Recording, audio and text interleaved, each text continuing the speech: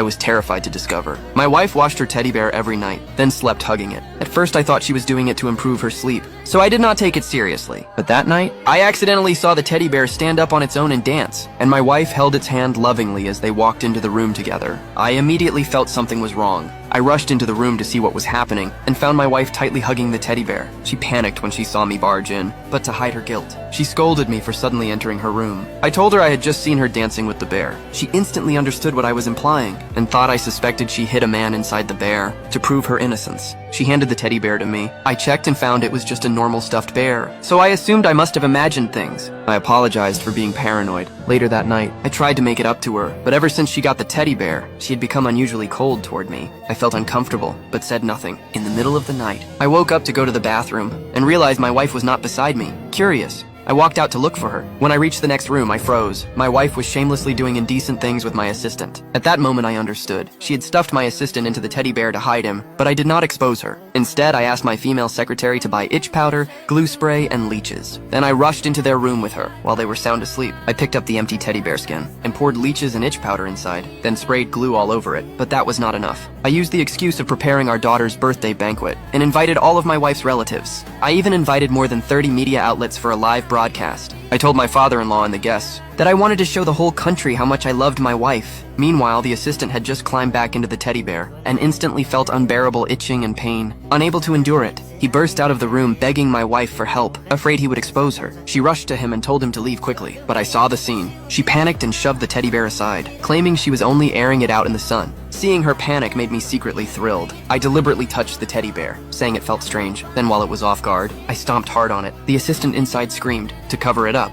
My wife ordered me to go downstairs to entertain the guests, then dragged the teddy bear back to the room. But when she tried to open the zipper, her hand stuck firmly to the glue. No matter how hard she pulled, she could not remove it. She screamed from the leeches biting her. The noise quickly attracted the guests, and the media even started a live broadcast. I shouted that I had to rush in to save my wife. When I entered, she immediately ran onto the bed and hid her glued hand under the blanket. I pretended to be anxious and hit the teddy bear, claiming it had scared her. She could not endure it anymore and scolded me for bringing people into her room. Then pretended she had heart discomfort, telling me to take everyone outside. But I said in front of everyone that she had hugged the bear for a full day and night, and now that guests were here, she needed to show up. My words triggered outrage. Everyone said she worked hard, and sleeping with a teddy bear was perfectly normal. They accused me of not caring about her. Seeing them defend her, she acted even more pitiful, and accused me of neglecting her. I then threw the pillow aside, and told everyone she did not want sleep. She wanted to fool around with the teddy bear again. Her father said liking a teddy bear was normal, and I was the one being unreasonable. I stayed silent, then flicked ash onto the teddy bear's head. A scream echoed from inside. My wife panicked completely. She begged me softly to take everyone out, saying she would fix everything, saying she would never ignore me again. But I showed no mercy, and lifted the blanket in front of everyone.